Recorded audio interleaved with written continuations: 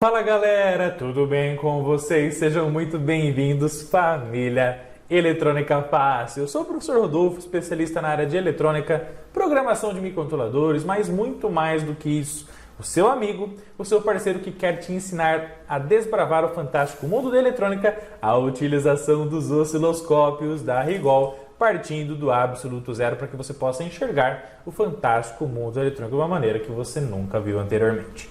E uma das perguntas, pessoal, que eu mais recebo diariamente, tá bom? Dos nossos seguidores, dos nossos alunos, de toda a galera da família eletrônica, é a seguinte, é a mesma pergunta que o nosso amigo e aluno Clinton Freitas fez pra gente. Falou lá, professor, qual é a diferença entre um osciloscópio de 50, 100, 200 MHz de largura de banda?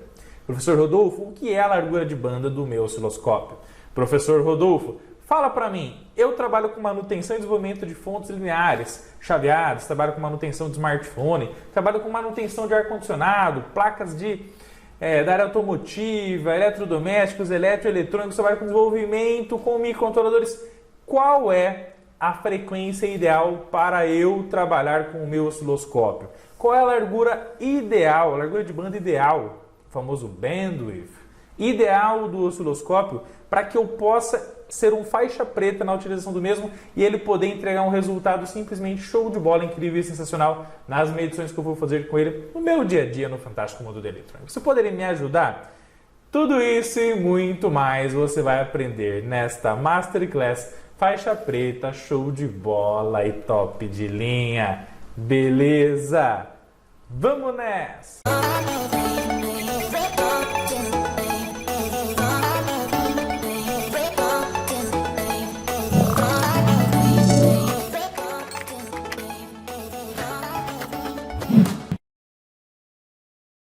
E é claro, galera, não esqueça de se inscrever no canal Eletrônica Fácil, deixar o seu like para positivar esse vídeo top de linha, show de bola, espetacular. Não esquece também de deixar aqui para mim no campo de comentários o seguinte, pessoal.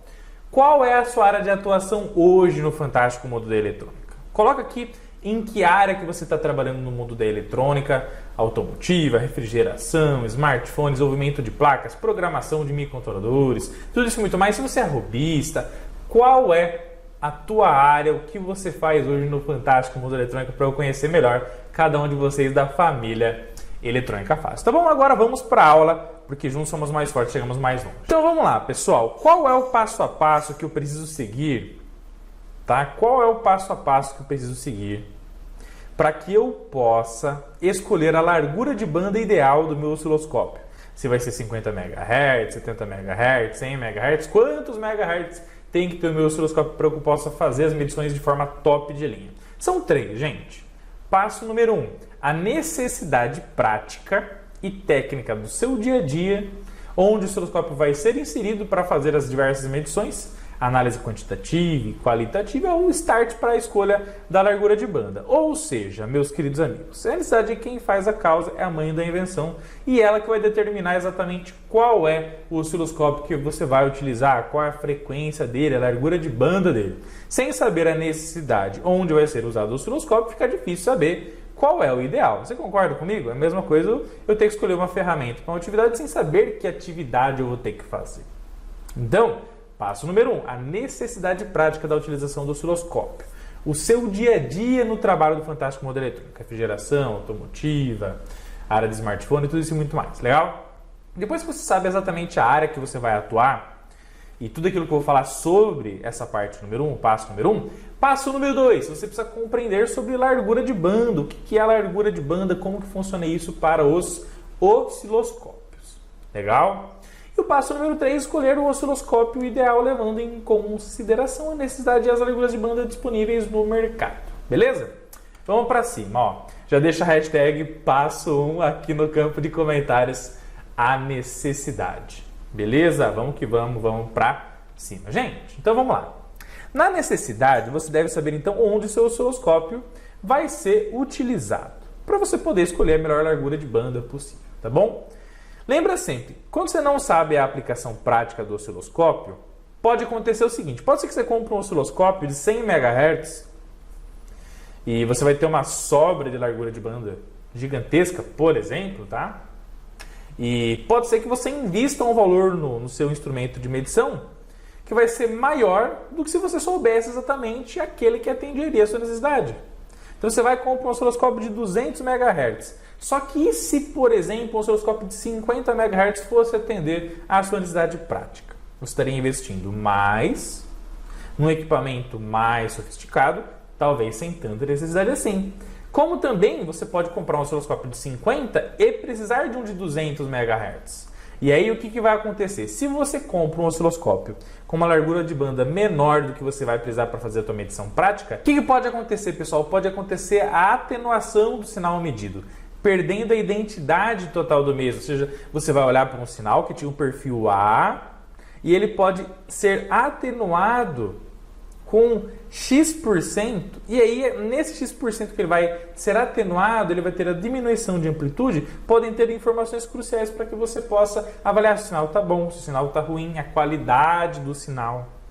Então, para não ter nem excesso exagerado e nem falta, você precisa saber a aplicação prática do teu instrumento, a maior frequência que vai ser medida para então escolher a largura de banda do teu osciloscópio, tá bom? Beleza? O que você tem que fazer então? Você tem que fazer a seguinte pergunta: quais modelos de placa eu vou fazer a manutenção no meu dia a dia ou desenvolvimento? Em qual nicho que eu vou trabalhar?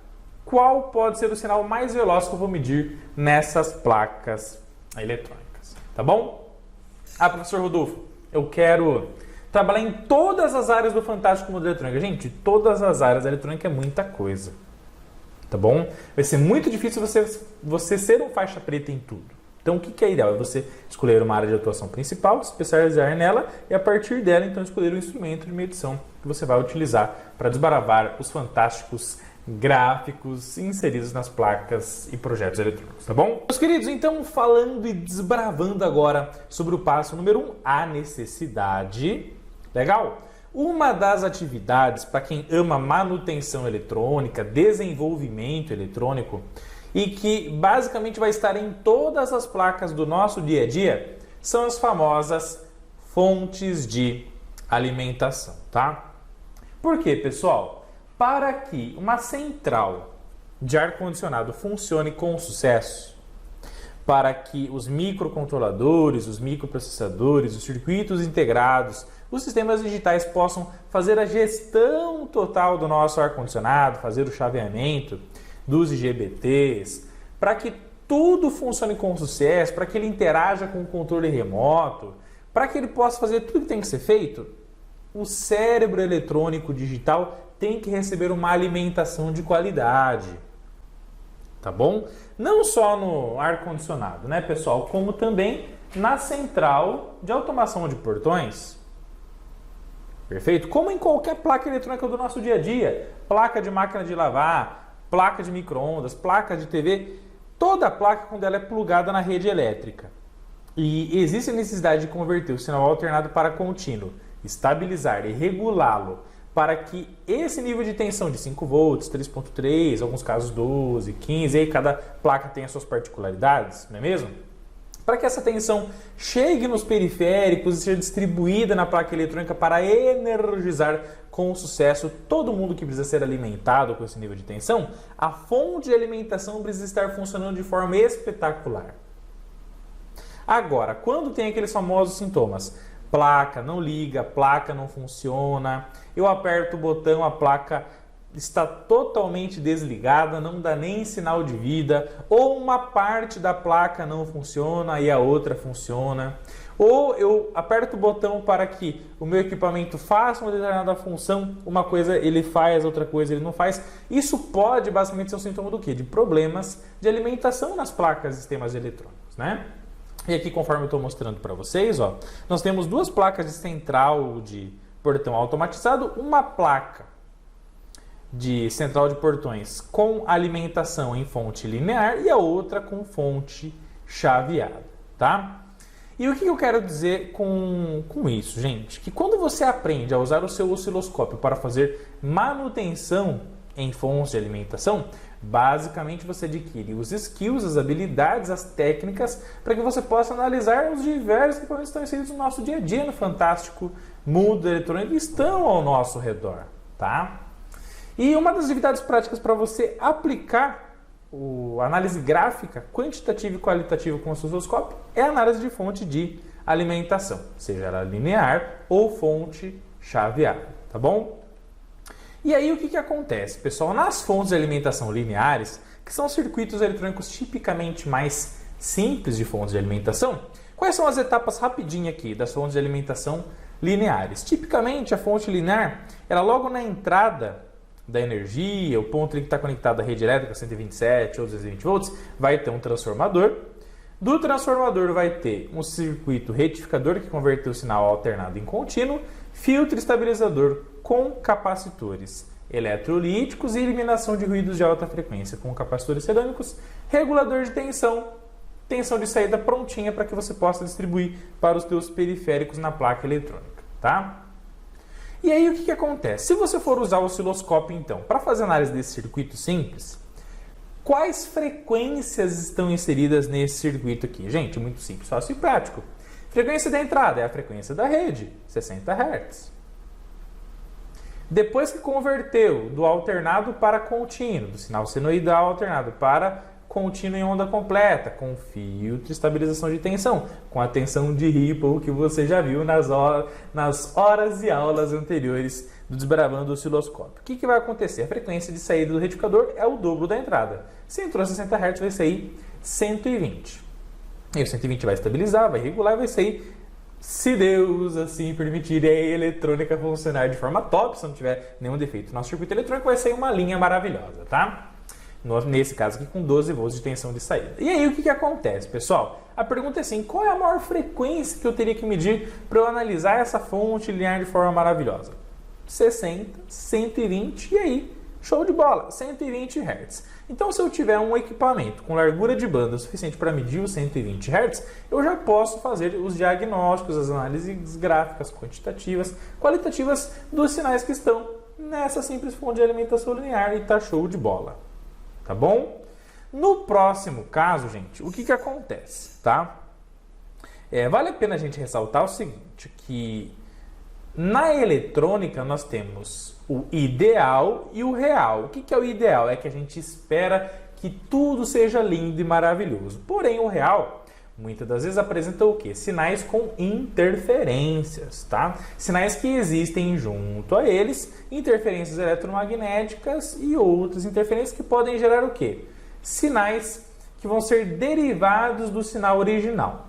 No caso das ondas senoidais de 60 Hz, o que vai acontecer, gente? Podem aparecer na onda fundamental de 60 Hz o quê? Sinais harmônicos, sinais que vão ser derivados desse sinal fundamental de 60 Hz. Esses sinais podem ser de terceira ordem, quinta, sétima, nona, 11ª ordem. E essa ordem nada mais é do que o quê?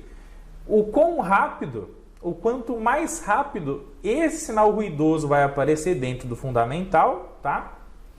E eles vão ser multiplicadores do sinal fundamental. Por exemplo, um sinal de terceira ordem é de 3 vezes a frequência da fundamental. Se a frequência fundamental da rede elétrica é de 60 Hz, o sinal harmônico de terceira ordem é um sinal de 180 Hz, 3 vezes 60. Um sinal ruidoso harmônico de 300 Hz é um sinal de quinta ordem, porque 5 vezes 60. Um sinal harmônico ruidoso de 420 Hz é de 7 vezes 60. 7 vezes 60 é 420. Um sinal harmônico ruidoso de nona ordem, 540, e 11ª ordem, 660 Hz. Esses sinais eles podem aparecer quando você liga equipamentos, cargas na rede elétrica que podem induzir aos efeitos harmônicos, infelizmente, serem inseridos na onda fundamental da nossa rede elétrica. Tá bom? E aí é claro que isso é totalmente indesejado. Mas por que eu estou te falando isso? Porque se você quer captar estes ruídos harmônicos também com qualidade, a largura de banda do teu osciloscópio também tem que estar capaz de analisar esse sinal, que no caso é muito mais rápido do que os 120 Hz do retificador de onda completa com ponte de diodos. No caso aqui 120 e os ruídos harmônicos nessas ordens aqui até 660 Hz. Então, não basta também você analisar apenas só o sinal de maior frequência da tua placa, mas os possíveis ruídos que podem estar inseridos nela. Tá bom? Então fiquem ligados nisso. Fechou? Mas nesse caso aqui na fonte linear, então o máximo de frequência que a gente mediria é de 660 Hz, 1 kHz estourando. Tá bom? Beleza? Como eu sempre digo, a necessidade é quem faz a causa. Então tem que conhecer a necessidade, tem que conhecer a placa que você está analisando. Não adianta olhar para a placa e falar assim, ó, placa eletrônica, o que é você? E ficar aguardando a resposta, porque sem estudo, sem conhecimento e sem muita luta, muita batalha, o resultado não aparece. Pessoal, tem que estudar demais para a gente ser um faixa preta no fantástico mundo da eletrônica, tá bom? Deixa a hashtag aqui para mim no campo de comentários. Conhecimento é tudo, porque isso vai simplesmente diferenciar o profissional faixa branca do faixa preta do fantástico mundo da eletrônica, tá bom? Uma outra aplicação prática é a fonte chaveada, pessoal. E o que acontece? Quando você analisa uma fonte chaveada, tá bom? O ponto da placa eletrônica que tipicamente vai ter a maior frequência que você vai medir, é lá no ponto de chaveamento. É no circuito eletrônico oscilador e chaveador. É o cara que vai ficar ligando e desligando o nosso transformador Chopper, o primário, o enrolamento primário do transformador Chopper, que aqui está, tanto aqui quanto aqui nessa outra plaquinha, tá? E fazendo isso, você vai fazer com que seja induzida uma tensão do primário no secundário da tua fonte de alimentação chaveada. Por isso que é chaveada, porque você tem um elemento chaveador que fica ligando e desligando o enrolamento desse transformador em alta frequência para que ele possa induzir a tensão do primário no secundário. Legal? E aí o que vai acontecer tipicamente nessas fontes de alimentação, pessoal? Aqui eu estou mostrando, pessoal, está sendo indicado um dos chaveadores utilizados nas fontes chaveadas, que é o TNY275PN, tá? Que frequências que você vai encontrar nessa placa aqui, então? Você vai encontrar os 60 Hz na alimentação aqui, você vai encontrar os 120 depois do retificador e vai encontrar tipicamente 130 kHz no chaveamento, no liga e desliga do nosso TNY275 junto ao transformador Chopper. E aí depois na saída vai retificar, vai filtrar e vai ser o mesmo sinal lá de 12 volts para você. Ok? Então, na fonte chaveada, a frequência, a maior frequência, ela vai estar sempre lá no transformador Chopper e no dispositivo de chaveamento. Legal? Então você pode medir a entrada da tensão, a retificação, o filtro capacitivo, o chaveamento de entrada, a tensão induzida de saída, a retificação de saída, o filtro de saída e estabilização. E esses são os sinais que podem basicamente determinar se a tua fonte está funcionando bem, se não está funcionando tão bem assim. Legal? E a velocidade maior que você vai medir aqui, nesse caso, para esse elemento chaveador, é de 130 kHz. Ele liga e desliga o primário do transformador Chopper 130 mil vezes por segundo, tá bom? Isso usando uma modulação chamada PWM, modulação por largura de pulso. Tá vendo, pessoal? Então tem muito conhecimento inserido aqui. Mas o nosso foco nesse momento, o que é? Saber das velocidades, das frequências que estão inseridas no nosso circuito eletrônico para escolher a largura de banda do nosso osciloscópio, para que ele possa analisar tudo isso aqui com muito sucesso, propriedade e qualidade. Tá bom? Gente, sabendo disso, legal? Grava esse número aí, 130 kHz, frequência de chaveamento lá do nosso chaveador, tá bom? Aqui eu tenho uma outra fonte chaveada, legal, que tem um outro CI chaveador, que é o DK1203. Esse cara aqui, ele vai trabalhar com a frequência de chaveamento de quanto, gente? Você sempre encontra essas informações onde? No datasheet do elemento chaveador. Então, pegou a tua placa de ar-condicionado? Pô, pegou a tua placa de ar-condicionado? Você trabalha na área de ar-condicionado? Você trabalha na área de ar-condicionado? Deixa a hashtag eu trabalho aqui no campo de comentários, tá? Olhou lá, pô, tenho aqui a minha alimentação. Legal, tenho aqui a minha alimentação da minha placa eletrônica, ó. Alimentou, pá, retificou, legal, vai ter um chaveador aqui, ó, chaveador. Olha o código dele e pesquise o datasheet, tá bom, pessoal? O datasheet é o pai, a mãe, é o cara que vai ter toda a informação eletrônica para você entender como esse cara funciona de forma top de linha, pessoal, tá bom? Sempre pesquise o datasheet para dominar os circuitos eletrônicos que você trabalha no seu dia a dia. Legal? E pesquisando o datasheet do DK1203, você vai ver aqui que no PWM Output Frequency, você vai ver que ele vai trabalhar de 50 a 70 kHz tipicamente, tá bom? Então, esse cara aqui, se você fosse analisar esse tipo de fonte chaveada, que tem esse cara, a máxima velocidade que você vai medir lá é de 70 kHz, 65 kHz, tá bom? E aí vai ter o sinal senoidal de entrada, vai ter a ponte retificadora, que você vai medir 120 Hz, que é o dobro da frequência da entrada, vai linearizar com o filtro capacitivo e esse cara vai chavear o transformador chopper para que ele possa, então, induzir a tensão da saída, retificar, filtrar de novo e sair uma linha contínua de forma sensacional para você, tá?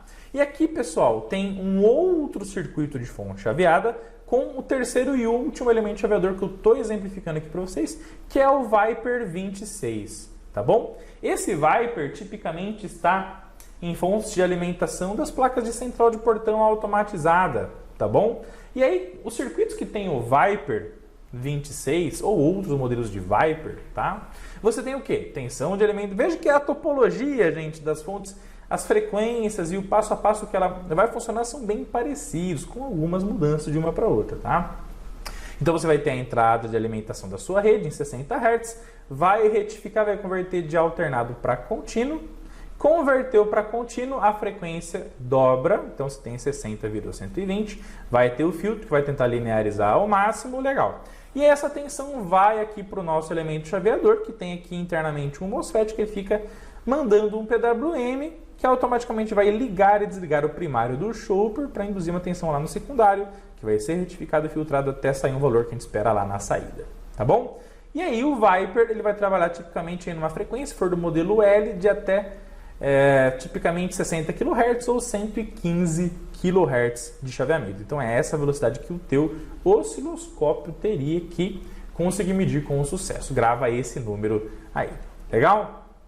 Então, pessoal, a partir do que a gente está falando aqui, as frequências máximas encontradas em fontes de alimentação vão gerar em torno aí dos seus 130 kHz, tá bom? Então, se você deseja medir ruídos, então você quer medir a frequência lá do chaveador, que é a máxima frequência que você vai encontrar lá, mais os ruídos de quinta, sexta, sétima ordem, ou seja, 7 vezes mais frequência do que a velocidade do chaveamento, do liga e desliga, lá dos seus elementos chaveadores, basta você pegar essa frequência, por exemplo, 130 kHz, e multiplicar por 7.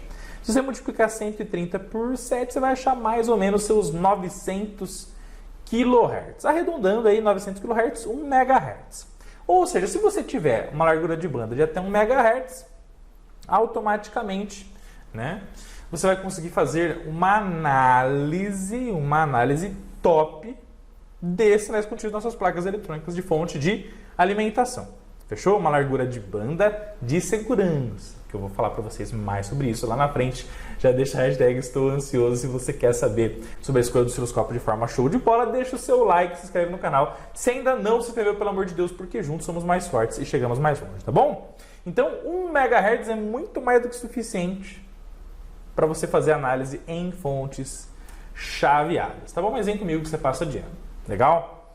Uma outra análise muito importante, pessoal, é o seguinte, tá? Quando você analisa as placas eletrônicas, como eu disse anteriormente, gestão, né, do nosso querido ar-condicionado, central de ar-condicionado, quando você analisa placas de central de portões automatizados, placas de máquina de lavar, micro-ondas, sempre vai ter um circuito integrado, um microcontrolador ou microprocessador que vai fazer o controle total da placa. É o cara que vai, quem sabe, se comunicar via Bluetooth, via Wi-Fi, né? Ou via Zigbee, ou vai fazer a conversação com um receptor de 433 MHz. Vai ter um cérebro eletrônico digital que vai fazer a gestão do funcionamento da placa toda, tipicamente, tá bom? Na área automotiva também, né? Então, o que acontece? Esses caras, eles precisam de um oscilador que vai determinar a sua frequência de trabalho. Então, tá vendo aqui ó, o microcontrolador Atmega 328P no nosso Arduino Uno? Do ladinho dele tem um cristal oscilador aqui, ó, que vai determinar quantos megahertz de clock, ok, ele vai receber para então saber qual a velocidade dele de trabalho no decorrer do tempo, tá bom? Quantos ciclos por segundo ele vai exercer para que eu possa fazer o processamento de todas as informações do teu programa que você está desenvolvendo. Não somente aqui no Arduino, como tem aqui também um microcontrolador, né, um chip, um circuito integrado digital, que faz a gestão de funcionamento do Raspberry Pi Pico, lançado em 2020. Tá? E esse cara também tem um cristal oscilador aqui. E esses cristais giram em torno de megahertz de frequência, pessoal. Então, o que acontece? A gente falou anteriormente no âmbito das fontes de alimentação, quando você quer analisar fontes de alimentação com o seu osciloscópio, que a frequência máxima ali está girando em torno de 1 MHz com uma gordura ali, com uma sobra gigantesca de frequência, né? Tá bom? Já quando você vai analisar os osciladores, os cristais, pessoal, por exemplo, no Arduino Uno, o cristalzinho oscilador que está lá, junto com os capacitores, né, cerâmicos de estabilização, tá bom? Ele trabalha com 16 MHz. E aí, o que acontece? Opa, 16 milhões de ciclos por segundo. Interessante, hein? Então, muito mais rápido essa frequência do que as frequências lá dos chaveadores das fontes chaveadas. Não só no nosso querido Arduino, né, no cérebro eletrônico digital, que é o nosso microcontrolador Atmega 328P que está nele, como também tem um CI que faz a conversão da comunicação USB em serial para que você possa gravar o seu programa dentro da memória flash do microcontrolador através do bootloader, que já está gravado nele, né? E para que ele possa, então, para que a placa possa se comunicar com o computador através da porta USB, tem um cara que faz uma tradução eletrônica, deixa a hashtag tradução eletrônica aqui para mim no campo de comentários, que é o conversor USB serial, que nesse caso o CI que faz isso é o CH340G, no Arduino Uno alternativo, tá bom? E ele também tem um cristal oscilador, nesse caso o cristal oscilador dele é de 12 MHz, beleza? 12 milhões de ciclos por segundo. Então, se você quer fazer esse tipo de mapeamento, o teu osciloscópio tem que medir o 12 MHz com sucesso. Legal?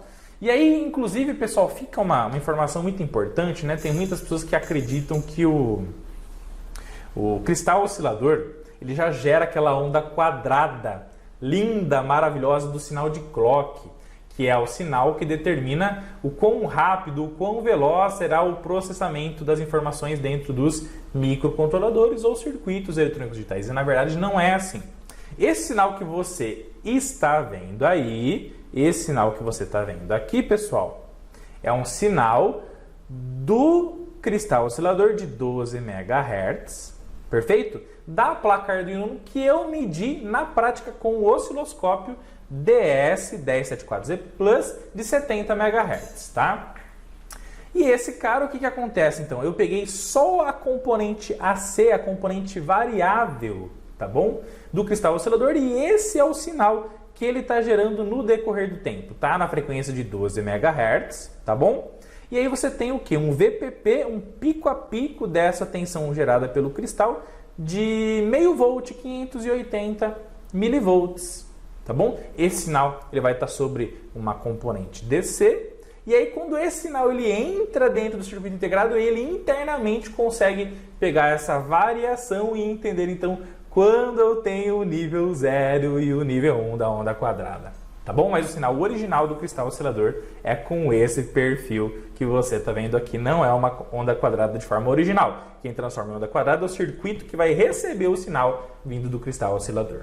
Tá bom? Mas é ele que vai gerar esse sinal, que vai determinar a frequência de operação do nosso circuito digital. Tá bom? No nosso querido Raspberry Pi Pico tem um nosso cristal oscilador também de 12 MHz, tá bom? Assim como lá no CH340G, conversor USB serial, o cristal que determina a velocidade da placa também é de 12 MHz, tá bom? Só que aí, gente, por que eu fiz questão de exemplificar essa aplicação aqui para vocês com o Raspberry Pi, tá? Porque não necessariamente quando você olha para um cristal oscilador e vê a velocidade máxima dele de funcionamento, é que ali você tem a velocidade de maior intensidade da tua placa eletrônica, o maior ponto de velocidade, a maior frequência da sua placa eletrônica. Por quê que eu estou falando isso? Por causa disso aqui, ó. O nosso Raspberry Pi Pico tem lá o seu microcontrolador, e quando você baixa o datasheet dele, tá? Você vai ver o seguinte, na parte de cristal oscilador, tá bom? que a placa possui um cristal de 12 MHz, então show de bola, só que internamente ele tem um circuito chamado PLL, e esse circuito ele é utilizado internamente do microcontrolador, tá? É usado para você fazer um multiplicador de clock, é isso mesmo. Ele pode pegar esses 12 MHz do cristal oscilador e fazer um multiplicador de forma espetacular. E aí, com esse circuito PLL multiplicador, você consegue então gerar um upgrade de até 133 MHz de clock. Ou seja, você consegue transformar um clock de entrada do cristal oscilador em até 133 MHz com o circuito PLL interno. E aí, esse 133 MHz de processamento pode se refletir no controle dos periféricos da placa eletrônica. Então, ele recebe 12, mas ele pode manipular algo em até 100 MHz, por que não? Não é verdade, pessoal? Então, não necessariamente porque o cristal é de 12 que a maior velocidade da placa, a maior frequência a ser medida na placa inteira é de 12. Tá bom? Deixa a hashtag magia do PLL aqui no campo de comentários. Tá bom? Então, se o circuito tiver um PLL, você pode sim ver frequências maiores na placa eletrônica sendo manipuladas pelo microcontrolador do que o seu cristal oscilador está determinando. Então, fica ligado nisso, tá bom? Hashtag fique ligado. Beleza? Então, já falamos, gente, de fontes de alimentação. Já falamos dos cristais osciladores. E por que, gente, né? Claro, né? Por que é importante você medir o cristal oscilador, você saber o sinal que está lá no cristal oscilador? Porque se você não tem oscilação, tanto no conversor USB serial, não tanto lá no seu microcontrolador, você não tem o cara que vai determinar o ritmo de processamento. Se não tem ritmo de processamento, o cérebro não funciona. Então, uma das falhas dos circuitos digitais não trabalharem é não estar funcionando o cristal oscilador com sucesso. O circuito de oscilação externo não está determinando quantos megahertz ele vai gerar o seu processamento. Então, quando você tem o osciloscópio, consegue fazer essa análise aqui, você consegue saber se tem o oscilador funcionando ou não, porque se não tiver, você pode trocar, trocando o ritmo cardíaco de trabalho, a pulsação eletrônica já do cristal volta a acontecer, o processamento volta a trabalhar, o teu circuito volta a funcionar de forma top de linha, tá bom? Coisa que com um time vai ser muito difícil você analisar, tá bom? O que acontece, pessoal? Uma outra coisa muito importante que você pode analisar em placas eletrônicas, tá bom? É a famosa comunicação serial, ou seja, a comunicação do microcontrolador, do cérebro eletrônico digital com dispositivos que podem ser sensores, podem ser memórias, podem ser módulos de comunicação via Bluetooth, Wi-Fi, Zigbee, entre muitas outras coisas, tá bom? Para você fazer essa comunicação, gente, serial, entre mais de um dispositivo, para que você possa trocar dados, fazer armazenamento, tá bom? Para que você possa trocar ideia eletrônica de forma serial entre mais dispositivos, você pode usar a comunicação I2C, pode usar CAN, pode usar o ARTS-232, pode usar SPI, pode usar inúmeras comunicações, tá bom? E essas comunicações, elas também têm uma velocidade. Lembrando que nós estamos aqui para analisar não como é o protocolo de comunicação, tá? Como as coisas vão se comunicar, mas a velocidade que vão trafegar os dados nas vias de dados e clock, tá bom? Então, olha que interessante. Quando você analisa o I2C, tá bom? Por exemplo, quando você pega as placas de central de portão automatizado, tipicamente elas têm uma memória. E essa memória é aquela memória que quando você aperta o botão Learn e aperta o botãozinho do teu controle remoto, é aqui que fica armazenado o controle cadastrado, certo? E essa informação do controle cadastrado é gravada nessa memória pelo microcontrolador que está inserido na placa eletrônica. Como que é gravado nesse caso? Essa informação através dos pinos de SCL e SDA. SCL é o pino de clock e SDA é o pino de dados, para que aconteça então a famosa comunicação I2C, tá bom? Para você gravar dados na sua memória EEPROM de 16 KB de armazenamento, tá bom? E aí, qual é a frequência que esses dados podem trabalhar? Você pode trabalhar tanto no modo de 100 kHz quanto 400 kHz. Então, gente, qual é a velocidade que os dados vão trafegar para você gravar essa informação do controle na memória através do microcontrolador? 400 kHz no máximo. Então, o teu osciloscópio, se você quiser medir esse tipo de frequência, ele tem que ser capaz de captar com sucesso até 400 kHz, tá bom? Não só a memória, como também o famoso RTC, o Real Timer Clock, tá bom? É o cara que mostra para o teu computador qual que é a data, qual que é a hora, qual que é o dia, mês e ano. É o cara que faz com que lá o seu processador possa captar essa informação e mostra lá embaixo lá para você, né, o horário atual. Esse cara é um circuito integrado que troca as informações, a comunicação com o microcontrolador, com o microprocessador através do protocolo I2C. E aí, esse cara aqui, tá bom? Ele tá falando aqui também, ó, eu consigo fazer essa comunicação I2C em até 400 kHz. Detalhe, né? Esse cara aqui, o DS3232, ele pode trabalhar com um calendário aí válido até o ano de 2099, tá bom? Então, se você quer fazer uma aplicação de desenvolvimento com, não sei, de Real Timer Clock, um cara que vai entregar para você a data, a hora, dia, mês e ano e tal, é o DS3232, é um cara simplesmente show de bola, incrível e espetacular. E a velocidade dele de comunicação com o seu microcontrolador vai ser de 400 kHz na comunicação I2C, usando os famosos pinos aqui de SCL e SDA. Tá bom? Quando você deseja, por exemplo, fazer uma automação residencial, então eu quero pegar o meu celular, e comunicar via Bluetooth com um determinado microcontrolador para eu ligar e desligar as lâmpadas da minha casa, para que eu possa ligar e desligar uma bomba lá da minha piscina, para que eu possa abrir e fechar o meu portão automatizado, para que eu possa fazer o que for necessário, tá? O teu celular tem um módulo Bluetooth e o módulo Bluetooth pode receber os dados que você está mandando para ele, então um módulo Bluetooth externo, e esse cara vai estar conectado a um Arduino, por exemplo, tá? Ou uma placa com um determinado microcontrolador no seu projeto de automação. Esse cara, como tem um Bluetooth, o Bluetooth do seu smartphone vai conectar com o Bluetooth externo, vai fazer o pareamento, e aí, então, fazendo esse pareamento, os dados que você está mandando via celular vão ser enviados para cá e ele vai repassar para o teu microcontrolador. A velocidade com que essa informação vai trafegar se chama baud rate. O que é o baud rate? É a quantidade de bits por segundo que vai estar circulando ali nas suas vias de comunicação. No TX, que é a via, o pino de envio de dados, e o RX, que é o pino de recebimento de dados. Tá bom? E aí, pessoal, o baud rate do módulo HC06, tá bom? Quando você abre o datasheet dele, e você olha lá o baud rate que você pode configurar nesse cara aqui, você pode mandar 1.200 bits por segundo, 2.400, 4.800, 9.600 bps, bits por segundo, que é a velocidade padrão de trabalho dele. Legal. E até, tipicamente, 1.382.400 bits por segundo. Ou seja, 1,38 megabit por segundo. Gente, ultra mega rápido, não é mesmo? Então, o que acontece? Se você colocar, então, 1,38 megabit por segundo, quando você mandar a informação do teu celular para o módulo Bluetooth, quando ele receber, ele já repassa esses 1.382.000 bits por segundo para o teu microcontrolador.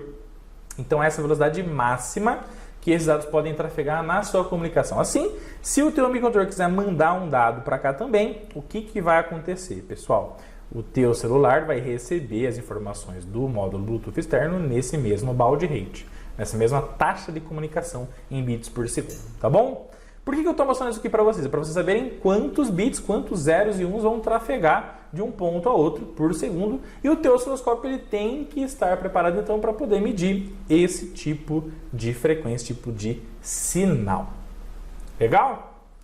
Assim como no protocolo CAN, né? Então, eu quero medir os dados da comunicação CAN entre inversores de frequência, um determinado CLP, um controlador lógico programável industrial. Eu quero medir um protocolo CAN lá da área automotiva, né? Lembrando que eu estou falando de medir os dados, medir a frequência, captar esses dados com o equipamento, não decodificar. Decodificar é uma ferramenta interna do osciloscópio que a gente pode aprender numa outra masterclass, tá bom? Uma decodificação é quando você olha lá o conjunto de bits e o osciloscópio traduz para você o que aquele conjunto de bits significa. Nesse momento, eu estou falando o quê? Sobre a frequência que ele vai medir naquela comunicação. Legal?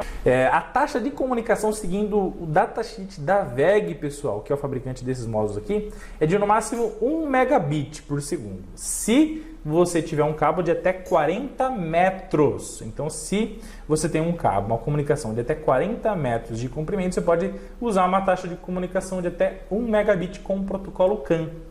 Tá? E aí, quanto maior é o comprimento do cabo, maiores são as perdas, né, pessoal? Então, você tem que reduzir a sua taxa de comunicação. Legal? Mas o que é importante, que nesse caso, até 1 megabit por segundo você pode aplicar na comunicação CAN segundo a WEG. Legal? Sabendo disso, pessoal, o que você tem que entender?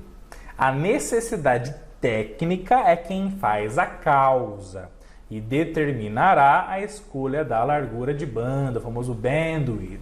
Pessoal, por que eu gosto muito dessa frase que a necessidade é quem faz a causa, é a mãe da invenção, é que determina como a gente vai fazer as nossas escolhas no fantástico mundo da eletrônica, tá?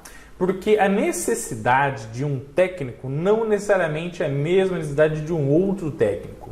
Uma pessoa que trabalha na manutenção de ar-condicionado vai ter uma necessidade X, eu vou analisar alimentação de fonte chaveada, pô, beleza, isso até pode ser comum em relação a um técnico que vai trabalhar com área de fontes de alimentação de Smart TV, fontes de alimentação que vai trabalhar em eletrodomésticos, eletroeletrônicos, porém, lá no ar-condicionado você tem lá uma frequência de chaveamento, lá no sistema inverter, tem outros sistemas importantes lá no ar-condicionado. No âmbito automotivo e no âmbito da manutenção de smartphone ou desenvolvimento de projetos com microcontroladores, cada nicho vai ter a sua particularidade. E é por isso que eu trouxe até agora todos esses conteúdos aqui para vocês. Para clarear a mente de vocês, deixa a hashtag clareou aqui no campo de comentários, para que você possa entender o seguinte, pessoal, que o mundo da eletrônica ele é infinito. E só se você souber o que você quer medir, e é onde você quer chegar com o teu osciloscópio, é que você vai saber a real largura de banda para você escolher o teu equipamento. Sem isso, pessoal, sem conhecimento e sem saber onde você quer chegar, qualquer caminho serve. E o qualquer caminho serve, se você escolher para baixo vai ter problema, se você escolher para cima você vai pagar muito caro, vai ter uma sobra muito grande de largura de banda. Então é por isso que você tem que ter conhecimento e domínio do que você vai medir para daí então escolher a largura de banda do teu osciloscópio. Não dá para comprar um osciloscópio sem ter esse tipo de conhecimento e sabedoria, tá bom? Gente, então o que acontece? A largura de banda do osciloscópio, pessoal, é exatamente esse valor em megahertz que fica marcado aqui no osciloscópio da Rigol, exatamente ao lado do nosso querido Gigasample, ok? Que é a taxa de amostragem dele. Fechou? Então aqui nós temos um de 300 MHz, outro de 50 MHz. Mas o que significa isso, professor? O que é a largura de banda para o osciloscópio? Eu posso medir nessa frequência aqui, está marcado, vou ter algum problema? Qual que é a frequência ideal para eu medir com esse cara de 50 MHz sem ter atenuação do sinal, sem ele perder amplitude, sem eu perder parte da amplitude importante dele, para eu poder interpretar se o sistema está bom, se está ruim, se está funcionando, se não está do jeito que eu espero. Vem comigo que você passa de ano. Meus queridos, então anota aí no seu caderno, depois que você deixou o seu like e se inscreveu no canal, o que é a famosa largura de banda do teu osciloscópio, tá? Então vamos lá, ó. Vem comigo que você passa de ano, ó. Largura de banda do osciloscópio, gente, basicamente determina a capacidade de medição de um sinal elétrico pelo osciloscópio com precisão. É a largura de banda do osciloscópio que, de acordo com a sua característica técnica de utilização, tá bom? Tudo planejado, é que eu vou falar assim, ó, dessa maneira você vai poder medir um sinal em tantos megahertz de forma maravilhosa, sem atenuação e tá tudo bem. Ó, em X MHz você pode medir um sinal senoidal, e aí você não vai ter qualquer tipo de atenuação. Ó, se você passar dessa frequência, o sinal vai começar a diminuir a amplitude, então tome cuidado com isso. Então a largura de banda do osciloscópio basicamente ela vai determinar a frequência que você pode medir um sinal com precisão. A frequência do sinal que você está medindo para que você possa capturar 100% da amplitude e o formato dele de forma maravilhosa, inclusive com as interferências estiverem presentes, tá? De forma a não diminuir a amplitude desse sinal, para medir ele com precisão da maior forma possível. Isso que é a largura de banda, tá, pessoal? E aí o que acontece? O que o professor Rodolfo escreveu aqui para vocês? Ó, é a partir da frequência máxima que o instrumento, né, que o nosso osciloscópio consegue medir, um sinal senoidal, quadrático, triangular, sem apresentar uma atenuação de amplitude significativa para sua análise técnica. Tá bom? Então, olha só, por exemplo, tá? Você está analisando um osciloscópio da Rigol, o DS1102E-E, tá bom? Onde o nosso querido aqui, DS é a família 1000Z, né? O 10 é de 100 MHz e o 2 é de 2 canais. Legal? Então, 2 canais de medição, 100 MHz de largura de banda, tá bom? Mas como que funciona essa parada aí de 100 MHz de largura de banda? Eu posso medir em 100 MHz, que o sinal vai estar totalmente preciso, vai ter atenuação, vai diminuir a quantidade de volts do pico ali, da amplitude dele, não vai? Explica para mim, professor Rodolfo. É claro, porque juntos somos mais fortes, chegamos mais longe. Vem comigo, que você passa de ano, agora você vai entender tudo sobre largura de banda do osciloscópio, tá? Pessoal, esse gráfico aqui, ele foi retirado do documento educacional da Rigol, beleza? Depois eu vou mandar para vocês, vou deixar disponível em algum lugar para vocês fazerem um download desse arquivo, que é simplesmente top para você aprender tudo sobre o osciloscópio. Legal? A Rigol é espetacular no âmbito educacional, para você aprender, evoluir, crescer e buscar faixa preta na utilização dos osciloscópios, tá bom? E aí, pessoal, o que esse gráfico ele quer mostrar para a gente aqui? Ó? No eixo X, você tem de 0,1 a 1, de 10% a 100%, tá bom? Da utilização da largura de banda do teu osciloscópio. Por exemplo, se você tem um osciloscópio de 100 MHz, nesse ponto aqui, ó, você estaria medindo um sinal de 100 MHz, que é 100% dessa largura de banda. O que é 0,5? 0,5 é 50%. Ele quer dizer para nós em relação a 100 MHz no total. Se 100 MHz é 100%, 0,5 é 50 MHz. Então, nesse ponto aqui, ó, é como se a gente estivesse medindo na prática um sinal de 50 MHz, simples assim. Ah, professor, eu estou medindo um cristal oscilador de 20 MHz. 20 MHz é 20% de 100 MHz. Então, eu estou ocupando 20% da largura de banda. Estou utilizando de 100 MHz apenas 20%. O que é 0,1, gente? 0,1 é 10%. Quanto que é 10% de 100 MHz? É 10 MHz. Então, se eu estiver medindo na prática com o meu osciloscópio um sinal de 10 MHz, eu vou estar analisando esse ponto aqui do meu gráfico. Simples assim. Ah, professor Rodolfo, e se estiver medindo 70 MHz? 70 MHz em relação a 100 não é 70%? Então, você está analisando aqui, ó, esse ponto no gráfico. Fechou? Beleza? Se tá clareado, clareou, deixa a hashtag aula top aqui para mim no campo de comentários, tá bom? Simples assim, o eixo X. No eixo Y, pessoal, nós vamos analisar quantos por cento de amplitude nós vamos ter de um determinado sinal medido na frequência que ele está sendo apresentado para nós nas placas eletrônicas, tá bom? Onde 100% quer dizer o quê? Opa, 100% quer dizer que você está pegando 100% dele sem qualquer diminuição de amplitude. Se você está medindo 10 volts, está chegando 10 volts, está tudo bem. Está medindo 100 volts, vai chegar aos 100 volts. Está medindo 5 volts, vai chegar aos 5 volts. Se você estiver analisando esse ponto aqui, está pegando 100% da amplitude do teu sinal sem qualquer tipo de atenuação, sem qualquer tipo de diminuição. Fechou? Se estiver analisando 70, aqui ó, 70.7, quer dizer o quê? Que de 100% do sinal, você só pegou 70. Por estar medindo nessa frequência, nessa largura de banda aqui, aconteceu de ter uma determinada atenuação. Legal? Se você estiver analisando 90, que quer dizer o quê, gente? Que nessa frequência aqui, você vai ter apenas 90% da tensão medida disponível no canal do osciloscópio. Então aqui eu tenho o que? A amplitude máxima do sinal e aqui eu tenho a largura de banda de forma top de linha, show de bola, é sensacional. Mas vamos para casos práticos para que o professor Rodolfo possa, de forma didática, explicar tudo isso e muito mais para vocês, tá bom? Ó, caso número 1, vamos supor que você está com o teu osciloscópio e o osciloscópio básico que a gente está usando é o DS1102E-E de 100 MHz, tá? De largura de banda total, beleza? Se você vai fazer uma medição de um cristal de 10 MHz, lá de um microcontrolador, de uma placa de automação residencial, você está ocupando quanto, gente? 10% da largura de banda, né? Então aqui, ó, tá vendo? Ó, nesse ponto, ó. Fechou? Se você está medindo uma frequência de 10 MHz está ocupando 10% da largura de banda total de 100, se você rebater esse ponto do gráfico, que é essa curva característica verde, aqui para o lado vertical da amplitude, isso quer dizer que se você medir um sinal de 10% da largura de banda total do teu osciloscópio, você vai ter quantos por cento de amplitude? Opa, 100%. Sensacional! Então, nesse caso, estou medindo o nosso cristal oscilador de 10 MHz, ou estou medindo um sinal qualquer de 10 MHz, tá, pessoal? Beleza? Eu não vou ter perda alguma da amplitude dele. Tá top! Show de bola! Então, 10% de 100 tá sossegado. Legal?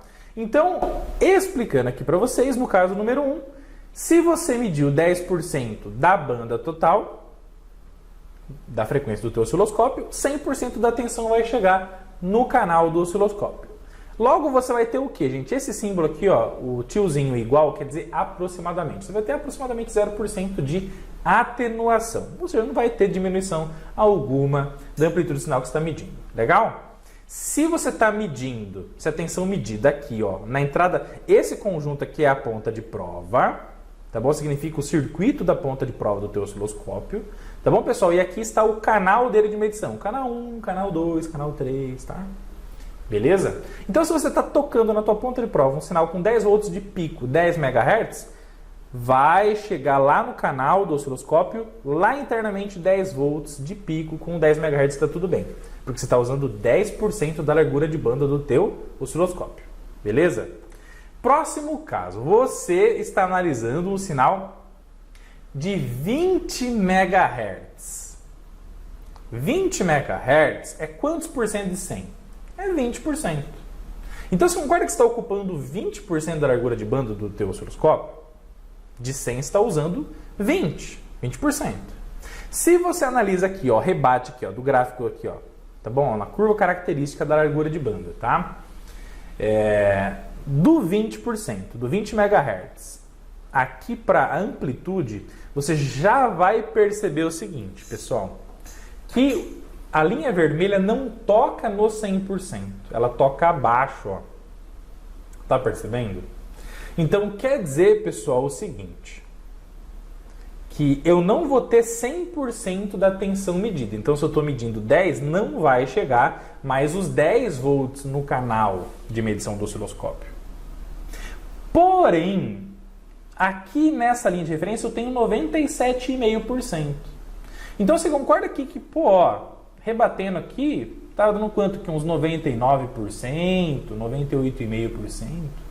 Então, pô, em 20% da largura de banda do osciloscópio, de 100 MHz, se eu estou medindo 20, eu ainda tenho uma tensão show de bola chegando lá no canal do meu osciloscópio, tá bom? A atenuação é muito baixinha, 2%, no máximo 2,5%, tá bom? Então, de 100 MHz, se eu estiver medindo 20 MHz, eu consigo ter um aproveitamento ultra mega top da minha medição, tá? Então, o que isso significa para mim na prática, gente? Significa o seguinte, que se eu estou ocupando 20% da largura de banda do meu osciloscópio, de 100 MHz, eu estou ocupando 20, estou medindo 20. Mais de 97,5% da tensão medida vai chegar no osciloscópio, tranquilamente, tá bom? E eu vou ter, então, menos de 2,5% de atenuação. Só vou perder 2,5% no máximo do sinal que eu estou medindo, tá? Se a tensão medida é 10, lá na entrada do teu osciloscópio, 10 de pico, tá bom? Em 20 MHz, vai chegar aqui o 10 menos 2,5% no máximo, certo? Então, vou ter aqui 9,75 chegando no canal do meu osciloscópio, tá? Essa atenuação, pessoal, essa diminuição do sinal, ela começa a acontecer por quê? Porque se você analisar o circuito da ponta de prova, o que você tem aqui, gente? Você tem um resistor. A ponta de prova, nesse caso, nessa simplificação, ela tem 9 megaohms de resistência, tá? Com um capacitor aqui em paralelo. Fechou? E o capacitor de compensação, que é aquele que você gira para fazer a compensação lá do sinal no momento da calibração das pontas de prova. Legal? E aí você tem um circuito aqui R, e aí um outro R aqui interno do osciloscópio, um R de 1 mega, tá? E uma capacitância do canal de entrada. Quando você analisa esse circuito forma o famoso circuito RC. E o circuito RC, gente, dessa maneira que está aqui, vai ser configurado o quê? O famoso circuito passa-baixa. Então, automaticamente, a ponta junto do nosso querido osciloscópio vão formar um filtro de frequência. E esse filtro de frequência, ele vai fazer o quê? Com que automaticamente, quando uma frequência acima da frequência de corte desse filtro, proporcionado pela ponta de prova junto ao canal, que acima dessa frequência o sinal começa a ser o quê? Atenuado, diminuída a sua amplitude. É para isso que serve os filtros de frequência, passa alta, passa baixa, passa faixa. É para que em determinada frequência ele consiga trabalhar com sucesso. E acima ou abaixo, aí vai depender do filtro, existe o quê? Uma atenuação. Então essa atenuação ela vai acontecer automaticamente no osciloscópio pela característica do circuito da ponta de prova junto do canal do nosso osciloscópio. Por isso que essa atenuação ela começa a acontecer. Porque a frequência de emissão começa a sair da nossa querida frequência pré-estipulada. Tá bom? Mas já você vai entender mais sobre isso. Você vai entender o quanto essa atenuação vai acontecendo conforme a frequência vai aumentando. Tá? Vem comigo que você passa de ano. Legal? Pessoal, caso número 3. No caso número 3 aqui a gente está tendo, pessoal, uma medição de quantos megahertz? 30 megahertz. Fechou? Então mediu lá, por exemplo, um cristal oscilador de um determinado processador que está lá no teu celular. Por exemplo, no smartphone. Tá bom? E aí, beleza, o teu osciloscópio é de 100 MHz de largura de banda total. Né? 30 MHz é quantos por cento de 100? 30%. Então você vem, opa, ó, largura aqui, ó, gráfico da largura de banda, peguei o 30%, tocou aqui, ó. Né? Então rebati a linha aqui, ó. E aqui a própria largura de banda, no gráfico ela mostra que nesse caso aqui, se você estiver ocupando 30% do máximo, você tem o que, gente? Você tem 3% de atenuação. Então se você rebater daqui para cá, ó, vai tocar onde, gente? No 97% de amplitude. 97% de amplitude. Então, de 100%, você só vai conseguir ter 97% de aproveitamento do teu sinal. E 3% vai ser atenuado, vai ser diminuída a amplitude de pico dele. Então, isso no decorrer do tempo, o que vai acontecer? Se nesse 3% de amplitude você tivesse alguma informação importante na amplitude total do sinal, você vai o quê? Você vai perder essa informação. Então, por isso que quanto mais rápido é o sinal que você está medindo, mais banda você vai ocupando, mais atenuação vai tendo, mais preocupante fica, tá? Então, o que isso quer dizer, gente? Que se você então está medindo um sinal de 30 MHz com o teu osciloscópio de até 100, está usando 30% dele, você vai ter 97% da tensão medida. Está medindo 10 volts de pico em 30 MHz devido ao filtro criado entre ponta e osciloscópio, você vai ter então 9,7 volts de pico chegando no canal do osciloscópio. E venhamos e convenhamos, ainda está aceitável, né, gente? Tá bom? Assim, nesse caso, né? 10, 9,7 e tal, não é tão preocupante. Porém, olha só esse caso, tá? Vamos supor que você pensava o seguinte, professor Rodolfo, eu comprei um osciloscópio de 100 MHz, top de linha, show de bola, sensacional, e eu quero medir 50. 50 tá muito abaixo de 100. Pô, 50, eu tenho 100 MHz, estou medindo 50%? Ah, meu osciloscópio vai tirar de letra e se eu vou medir um sinal lindão, sem atenuação alguma. Nananina não, você se enganou, meu querido, infelizmente, tá? Deixa a hashtag fiquei triste aqui no campo de comentários, porque olha só, gente, o fato é o seguinte, tá? Com 50%, se você medir um sinal de 50 MHz, 50%, ó, rebateu aqui, linha vermelha aqui na amplitude, ó, o que vai acontecer? Vai mostrar aqui um sinal entre 90 e 92%, 90 e 92,5%.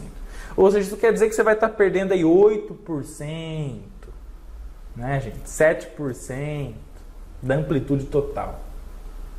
O que começa a ficar ultra mega preocupante. E se fosse 60%, 60% jogou aqui, jogou para cá, ó, já perdeu mais de 10% da amplitude do teu sinal. Então, o que isso quer dizer, gente? Quer dizer o seguinte, tá? Ó, Lembrando que a gente está trabalhando com análise gráfica, tá, pessoal? Beleza?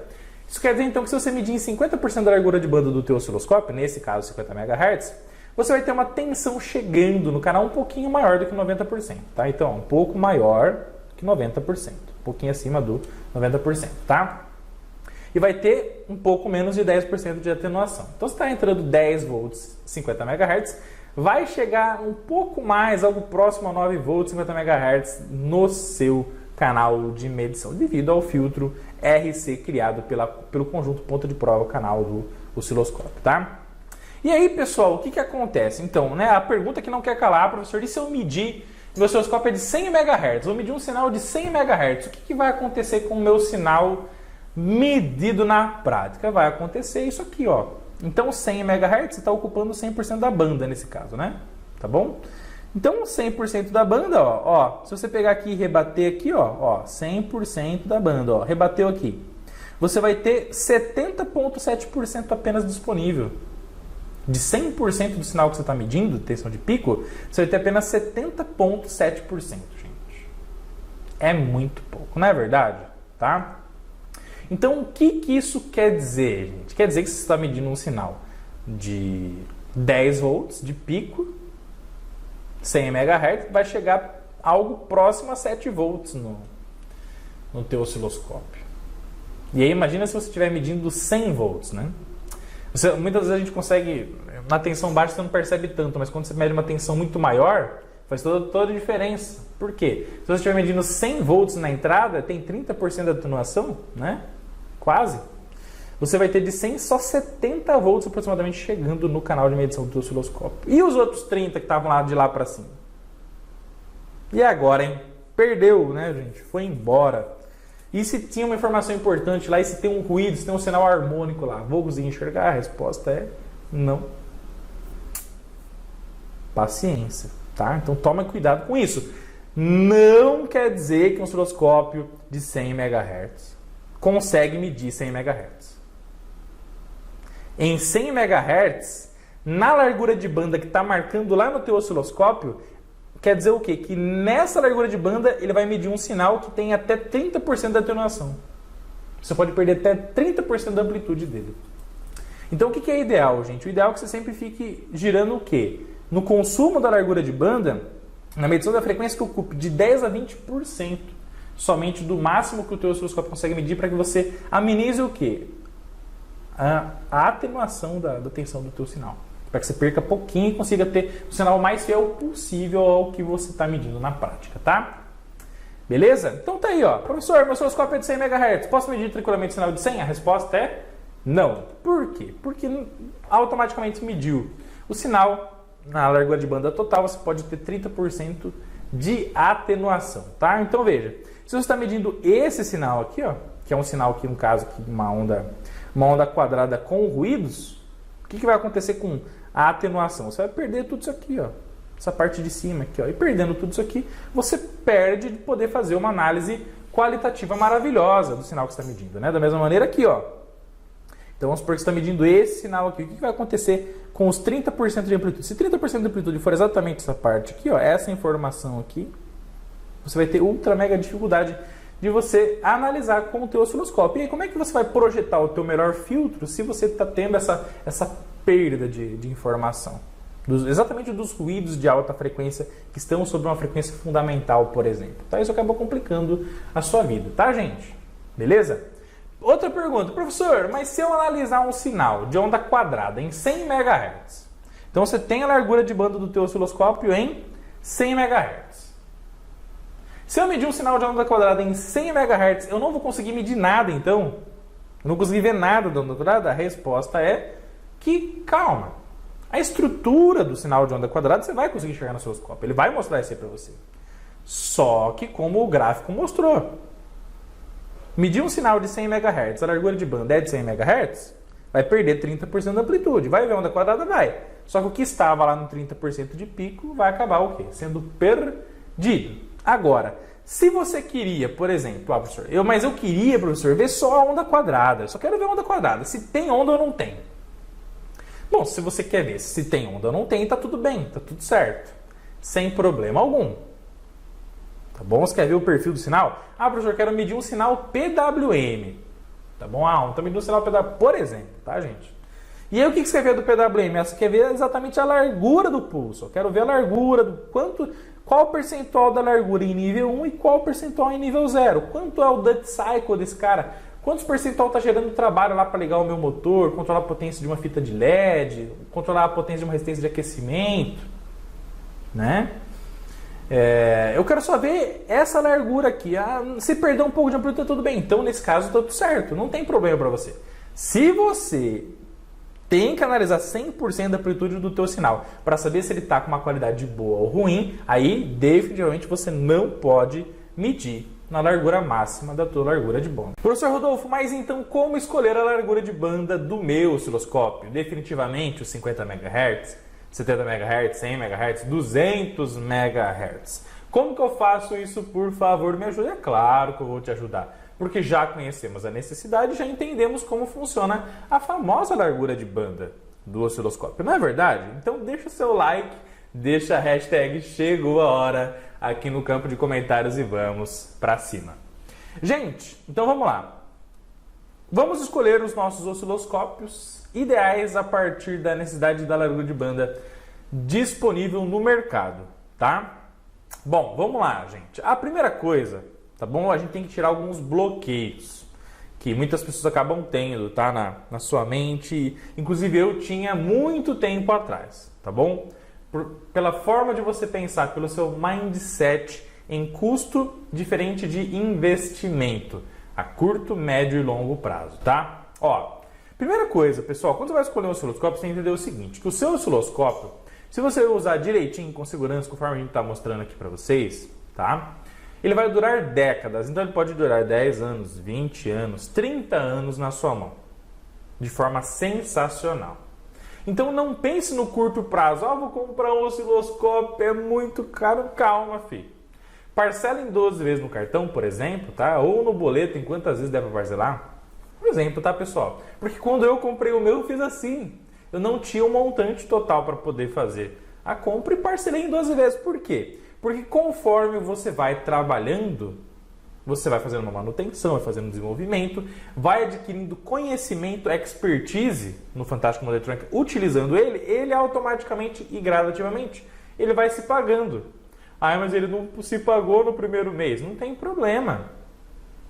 Em 12 meses, quantas oportunidades você vai ter para que você possa pegar todo o conhecimento adquirido com o osciloscópio, com análise gráfica qualitativa, para você fazer uma manutenção, desenvolvimento?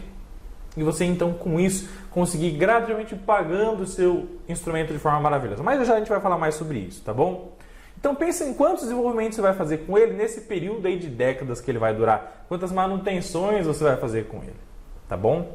Muitas das vezes, né, imagina que você vai fazer uma manutenção num teclado musical, num instrumento musical caríssimo, né? Ou numa caixa de som ultra mega cara, ou numa placa de ar-condicionado, tá bom? Muitas das vezes aí, algumas placas que você faz manutenção automaticamente já paga o instrumento que você vai usar por décadas, tá bom? E aí, o que você tem que sempre pensar, gente? Qual é o lucro que as análises com o osciloscópio vão te retornar? Quando a gente fala em lucro, lucro não é somente dinheiro, porque dinheiro você constrói como? Com conhecimento. É o conhecimento, é a expertise, é a faixa preta no mundo da eletrônica que vai turbinar o teu ganho de dinheiro no decorrer do tempo. É isso que vai valorizar o teu custo hora de trabalho, as tuas manutenções, os teus desenvolvimentos. Quanto mais conhecimento, quanto mais especialista e autoridade você é no nicho que você escolheu trabalhar no Fantástico Mundo Eletrônica, automaticamente o seu ganho, o seu lucro, a tua remuneração vai ser muito maior e melhor. Agora, como que a gente consegue isso? Com conhecimento. E a utilização do osciloscópio enriquece demais todo o conhecimento de forma incrível, top de linha e espetacular. Vocês estão vendo, né, pessoal? Aqui no curso de Eletrônica Fácil, na série do Desbravando o Osciloscópio. Tá bom? E aí o que você tem que pensar? Pensa assim, ó. Se você tem um osciloscópio que custa 3 mil, puta, 3 mil, nossa, professor Du vai arrebentar comigo, 3 mil reais, puta, pagou 3 mil reais. Um exemplo, tá, gente? Bom, vai dividir em 12 vezes, né? Vai pagar ali 200 e um pouquinho por mês, tal, legal. Só que você tem que pensar assim, se você vai usar esse osciloscópio por 5 anos, Que aí 5 anos é pouco, hein, gente? Fala a verdade, isso vai durar décadas. Mas vamos lá. Se você usar por 5 anos, qual o custo desse osciloscópio por ano? 600 por ano. E, basicamente, o custo por mês desse cara. Bom, se em 5 anos vai custar 600 por ano, em meses, né? Então, se você pegar 600 e dividir em 12 meses, vai custar 50 por mês, pessoal. Ou seja, imagine você usar um instrumento que vai durar 5 anos, né? 5 anos de duração, 600 por ano e ao mesmo tempo o custo dele por mês sair por R$50. É um combo do McDonald's, um Big Mac, Big Taste, um lanchinho. Nada contra o lanchinho. Mas esse é o valor que você está investindo por mês para você poder ter toda essa análise qualitativa, quantitativa, sensacional, aprender, fazer manutenção e desenvolver circuito eletrônico de forma faixa preta. Tá? Aí esse instrumento durar 10 anos na sua mão, ele vai ter um custo, custa 3 mil, custa 300 por ano, R$25 por mês. Gente, você consegue enxergar o quanto de valor esse instrumento consegue retornar para você? O quanto de valor ele consegue retornar para você? Em relação ao quanto que você está investindo no longo prazo, porque todo investimento ele exponencializa no longo prazo. Você investe agora, você aprende agora para ganhar lá na frente. Você planta a sementinha agora para que a árvore frutífera ela possa crescer e dar frutos no longo prazo. Não é verdade? Então, eu fiz questão de explicar isso aqui para vocês, por quê? Para tirar esses bloqueios, tá? Mesma coisa, eu tenho medo de fazer um curso porque é muito caro, gente. Caro é remédio, tá bom? Caro é pagar multa de trânsito. Legal? Caro é pagar IPVA de automóvel, tá bom? E investir na educação é a melhor escolha para que você possa ser um especialista, um faixa preta e com isso ganhar de todo jeito no fantástico mundo da eletrônica no longo prazo, tá bom? Lembra sempre disso, tá? Então vamos lá, pessoal. Lembra lá que o professor Rodolfo falou para vocês, no caso número 2, que a gente estava usando 20% da largura de banda do nosso osciloscópio, tá? E com 20% da largura de banda, a gente tinha um aproveitamento de até mais de 97,5% da tensão que você estava medindo, ou seja, uma atenuação menor do que 2,5%. Então, se eu tivesse que recomendar para você como escolher um osciloscópio, eu escolheria um osciloscópio onde, quando você for usar a largura de banda, você não ultrapasse os 20% da largura de banda dele, para que você não tenha essa atenuação significativa e você consiga, então, enxergar o sinal o mais puro possível do jeito que ele é, sem diminuições na sua amplitude. Tá bom? Então, automaticamente, a largura de banda do teu osciloscópio tem que ser 5 vezes maior do que a máxima que você vai medir. Se você vai medir 20 MHz, compra um osciloscópio de 100. Se você vai medir no máximo 10 MHz, compra um osciloscópio de 50. Perfeito? Então, qual que é a regrinha básica que você vai usar? A regra das 5 vezes. Tá bom? É por isso que em muitas documentações, quando você estuda sobre o osciloscópio, você vai conter lá, você vai ler nesse documento a famosa regra das 5 vezes. Que é basicamente isso. Então, você usa 20% da largura de banda do teu osciloscópio. 20% em relação a um total é o que, gente? É 1/5. É uma parte em 5. Então você tem 5 vezes a largura de banda que você vai medir como o total do osciloscópio e está tudo certo. Beleza? Vou medir um sinal lá de 14 MHz. Pô, 14 MHz, então 14 vezes 5, 70. Então, osciloscópio de 70 MHz. Eu vou ter que medir 40 MHz. Pô, 40 MHz para não ter distorção, tem que ser só 20% de um total. Então, de 40, se você multiplicar por 5, o teu osciloscópio tem que ter 200 MHz de largura de banda, tá? Então, a regrinha básica, gente. A largura de banda do teu osciloscópio deve ser 5 vezes maior do que a frequência que você vai medir. A maior frequência que você vai medir, tá bom? Para que não tenha atenuação. Fechou? Beleza? Então, olha só. Se a largura de banda do osciloscópio for 5 vezes maior do que a frequência medida, a utilização da banda será de 20%, tendo a atenuação máxima de 2,5%. Fechou? Beleza? Então, sabe a necessidade? Sabe. Compreendeu sobre a largura de banda, como é que ela funciona? Compreendeu. Agora vamos escolher o nosso osciloscópio, tá bom? Vamos pensar o seguinte, que a área de atuação da gente vai ser manutenção e desenvolvimento de fontes lineares ou chaveadas, tá? Então você quer desenvolver fonte chaveada ou quer fazer manutenção no circuito de chaveamento da fonte para que você possa analisar o sinal alternado, a retificação, o chaveamento, a retificação de saída do chopper, o feedback, a tensão de saída linear, você quer medir tudo isso. A gente estudou lá atrás que nesse caso até 1 MHz estaria muito mais do que suficiente já analisando as frequências ruidosas harmônicas, sinais ali que podem aparecer junto aos sinais fundamentais, não é verdade? E a gente viu lá que as frequências de chaveamento podem estar em 60, 65, 115, 130 kHz. Mas aí, usando os sinais ruidosos de quinta, sexta, sétima ordem, a gente chegou numa convenção que 1 MHz estaria top. Bom, então, aplicando a regra das 5 vezes, se você vai medir o 1 MHz, e aí, esse 1 MHz ele tem que ser o 20% de um total, aplica a regra das 5 vezes. Pega 1 MHz, faz vezes 5. Quanto que dá? 5 MHz. Então, a largura de banda do teu osciloscópio ideal teria que ser pelo menos 5 MHz. Para que a largura de banda total seja 5. A largura que você está medindo ali é de 1. Então, 1 é 20% de 5, não vai ter atenuação significativa daí. Você vai medir um sinal simplesmente top de linha, incrível e sensacional, tá? Só que aí o que acontece, pessoal? Os osciloscópios da Rigol, tá? Eles vão trabalhar em frequência, em larguras de banda de pelo menos 50 MHz. Então você não consegue comprar um osciloscópio com 5 MHz de largura de banda, é pelo menos 50. Então muita gente fala assim, ó, professor Rodolfo, mas 50 MHz é o osciloscópio de entrada. Pô, professor Rodolfo, 50 MHz é o osciloscópio. Muita gente fala isso, hein? É porvinha. Olha, esse é o primeirinho.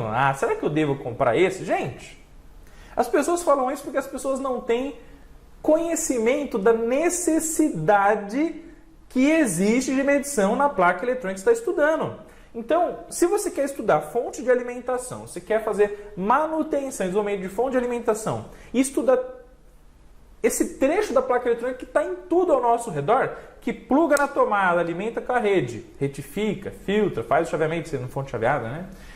Você vai ter tensão de saída, retifica, filtra de novo e sai o linear lá reguladinho, malha de feedback e tal. Você quer estudar isso aí que está em todas as placas que existem no mundo? Basicamente, que são ligadas à rede, tem um cérebro eletrônico digital. Você quer entender esse trecho aqui da placa de gestão do teu ar-condicionado, né? Você quer aprender isso? Então, você precisaria de 5 MB. Se você tem um de 50 MB, pelo amor de Deus, está incrível, top de linha e sensacional. E é um osciloscópio que, basicamente, como eu disse para vocês, como você soube escolher a largura de banda, ele tem um custo de investimento por ser o de menor largura de banda, o de 50, ele tem um investimento show de bola, que você dividindo em 12 vezes, por exemplo, ou, enfim, né? Cada um escolhe a forma que você quer escolher o seu osciloscópio, né? Fazer um investimento, você vai conseguir comprar de forma sensacional e vai atender às suas expectativas top de linha. Tá bom? Nesse caso, se você quer ter um osciloscópio de 50 MHz, 2 canais, o modelo da Rigol, por exemplo, você pode comprar o DS1052E, 50 MB, 2 canais. Fechou? Se você quiser medir 4 canais, então você vai comprar o 10-5, o 5 é de 50, tá? E o 4 é de 4 canais. Então 1054Z. Fechou? Beleza? Como que a gente escolheu, pessoal, o 50 MB? É pelo conhecimento da necessidade e como funciona a parada da largura de banda, aplicamos a regra das 5 vezes, tá bom? Vamos supor que você está agora, você quer ir um pouquinho além. Você quer ir um pouquinho além. Você quer medir o quê? Você quer medir um sinal digital ou um sinal de um cristal oscilador lá dos microcontroladores, que estão em todas as placas eletrônicas, que tem uma gestão eletrônica feita por ele. Tá bom? Você quer medir osciladores lá de celulares, quer medir diversas que tem lá o cristal oscilador, que trabalha em megahertz. Bom, nesse caso, então, o que você vai ter que fazer, gente? Você tem que analisar o seguinte. Os cristais osciladores, eles vão trabalhar em inúmeras frequências, tá? Inúmeras frequências. Então, você tem cristal oscilador de 32 kHz, 1 MHz, 4, 10, 12, 16, 20. Você tem até muitas outras mais frequências, tá bom? Beleza? Aplicando a regra das 5 vezes, se você quer medir 32 kHz vezes 5, a largura de banda ideal seria 160 kg. Pô, top. 1 MHz, a sua largura de banda teria que ser 5. 10 MHz, a tua largura de banda seria 50. Então, quando você compra, por exemplo, um osciloscópio de 50 MHz, até o vermelhinho aqui, até cristais de 10 MHz você conseguiria medir sem atenuação. Então, você consegue fazer muitos mapeamentos de muitos osciladores contidos em muitas e muitas placas eletrônicas. Tá bom? Se você vai medir 12 MHz, teria que ter uma largura de banda de 60 MHz. Se você vai medir 16 MHz, a largura de banda de 80, 20 MHz, a largura de banda de 100 MHz, tá?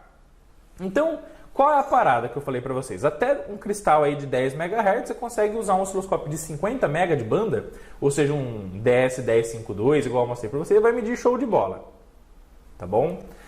Se você for medir 12 MHz, por exemplo, vamos supor que eu tenho esse osciloscópio, o 1052, e eu vou medir um cristal de 12 MHz.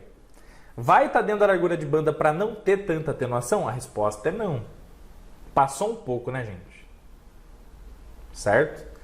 Porém, se você quer ver o formato do sinal do cristal oscilador, como o de 50% não mudou tanto, você vai conseguir ver o sinal da sua onda lá do cristal, que vai gerar o clock interno lá do teu microcontrolador. Então, consegue ver? Consegue, só que você vai ter o quê? Um pouquinho de atenuação.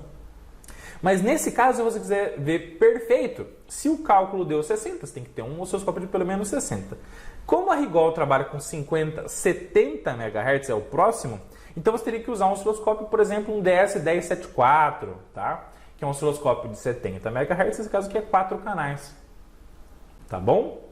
Beleza? Então, a largura de banda do osciloscópio tem que ser maior ou igual àquela que você calculou pela regra das 5 vezes, se você quiser ter 100% de aproveitamento do sinal medido, tá bom?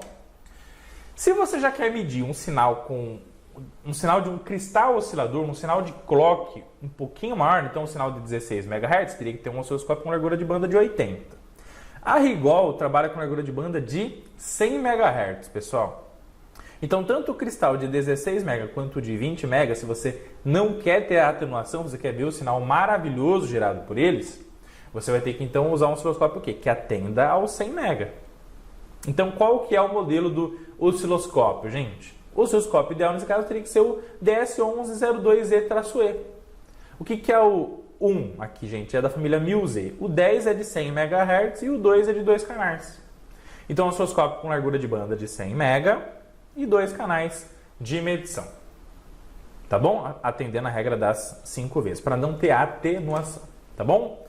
Tá, professor, agora eu quero medir o quê? Eu quero medir os dados e as frequências dos protocolos I2C, protocolo CAN, o ARTS-232, eu quero medir SPI, quero medir outras comunicações. Legal. O que acontece? Você estudou que lá no protocolo CAN, por exemplo, a velocidade dele é de 1 megabit. Legal. Você estudou que lá no UART, a velocidade máxima dele é de 1.4 megabit por segundo. Você estudou lá que no I2C é no máximo 400 kHz. Sabendo disso, automaticamente aplicando a regra das 5 vezes, né? Qual que é a BW ideal, a bandwidth ideal? A largura de banda é 1 vezes 5, 5 MB. 1.4 vezes 5, 7 MB. 400 kHz vezes 5, 2 MB. Ou seja, um osciloscópio de 50 MHz dá muito mais... Está muito mais do que suficiente para você medir aí, considerando a regra das 5 vezes, ó, qualquer uma dessas frequências de sinais de comunicação serial. Então, tá vendo o osciloscópio de 50 MHz, ele já atende bem análise de fonte chaveada, já atende muito bem algumas medições de cristal oscilador sem atenuação, já atende muito bem a medição de sinais em protocolos de comunicação serial. Tá bom? Então, tá vendo? Ah, mas eu posso então comprar um de 70. Pô, melhor ainda. Eu posso comprar um de 100. Melhor ainda. Mas aí você tem que ver a necessidade e o quanto você pode investir. E lembre sempre que todo investimento é a curto, médio e longo prazo. Tá bom? Conclusão para a escolha da largura de banda, pessoal. Cada profissional tem a sua área de atuação. Culminando, gente, numa escolha diferente do osciloscópio a partir disso. Então, o cara que trabalha na área de refrigeração, ele não tem como falar que o osciloscópio dele é ideal exatamente para uma outra área, uma área de automação, uma área automotiva. cada profissional, a partir do conhecimento inserido nessa aula, é que tem que escolher o teu osciloscópio. Porque senão a precisa de 1 GHz.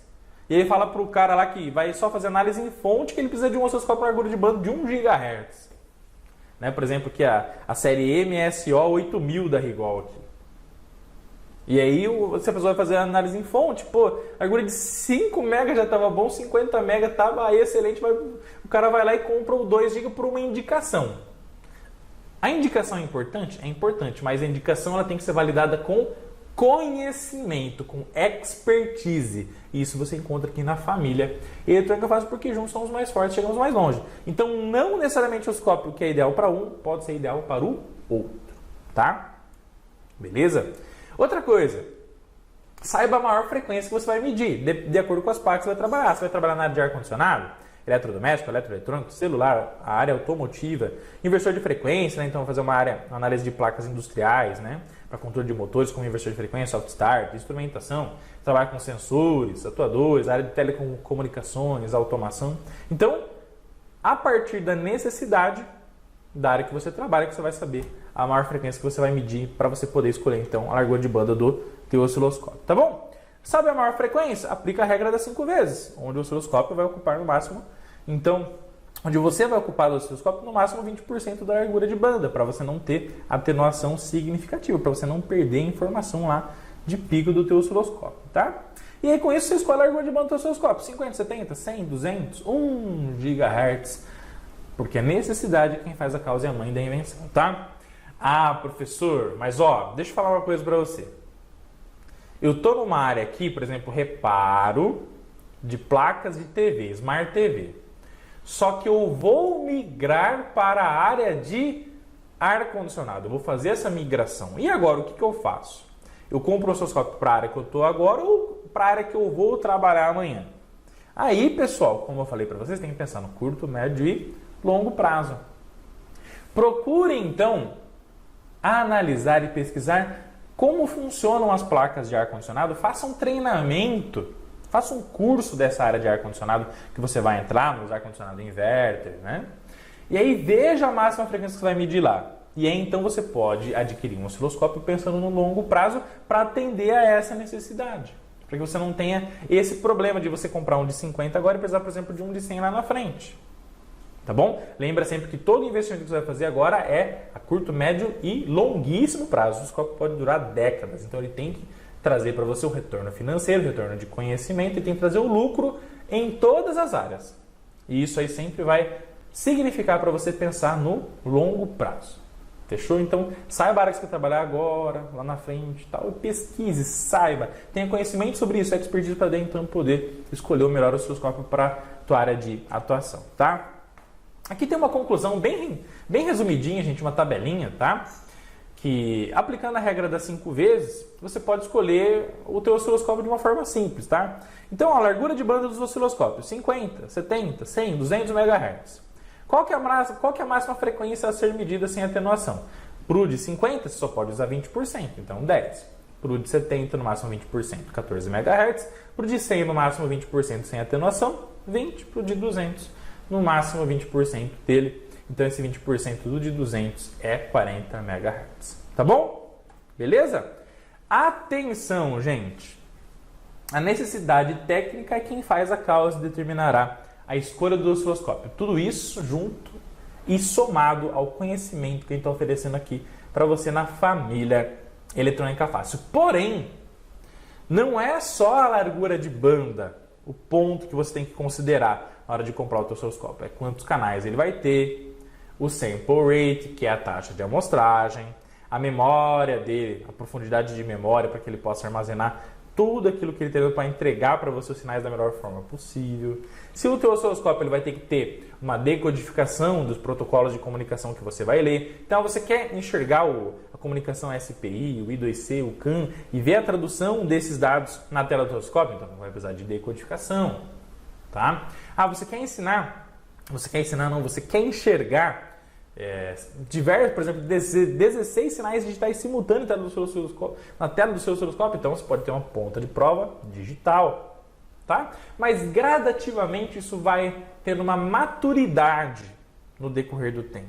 E tudo isso vem o quê? Com muito estudo, com muita dedicação, com muito conhecimento. E isso que a gente está comprometido a ensinar vocês aqui da nossa querida e amada família Eletrônica Fácil, que deixaram seu like, se inscreveram no canal e coloca aqui para mim no campo de comentários. Gente, vocês curtiram essa Masterclass? Vocês aprenderam a escolher a largura de banda do teu osciloscópio? Se sim, deixa a hashtag aula espetacular, aula top aqui para mim no campo de comentários. E eu tenho um exercício muito rápido para você, tá bom? Considerando, ó, o exercício é o seguinte, considerando escolher um osciloscópio, legal? Para fazer uma determinada medição numa placa eletrônica. E foi constatada que a frequência máxima de um sinal nessa placa eletrônica é de 8 MHz. Aplicando a regra das 5 vezes, qual seria o osciloscópio ideal para você nessa bancada, para você fazer a medição desse sinal de 8 MHz? É um osciloscópio de 50, de 70, de 100 ou de 200 MHz, considerando o menor custo possível de investimento? Qual osciloscópio já começa a atender essa expectativa? Deixa aqui para mim no campo de comentários a resposta desse exercício e vamos para cima. E a palavra-chave dessa Masterclass é necessidade. Necessidade é a palavra-chave, porque a necessidade técnica é quem faz a causa e determinará a escolha do seu osciloscópio. Fechou? Necessidade é a palavra-chave dessa Masterclass, tá bom? Muito obrigado por estarem participando da Semana do Desbravando Osciloscópio. Juntos somos mais fortes, chegamos mais longe, sim! Fazemos a diferença em parceria com a Rigol na educação técnica do Brasil e do mundo. Um forte abraço do professor Rodolfo, que aqui está. Tamo junto. Fiquem com Deus. Lembra sempre que ninguém é tão pequenininho que não pode ensinar e nem tão grande não pode aprender. Porque a união faz a força e faz todo mundo vencer com muita positividade no fantástico mundo da eletrônica, tá bom? Amo vocês de coração, galera. Um abraço. Tamo junto. Fiquem com Deus e vamos pra cima!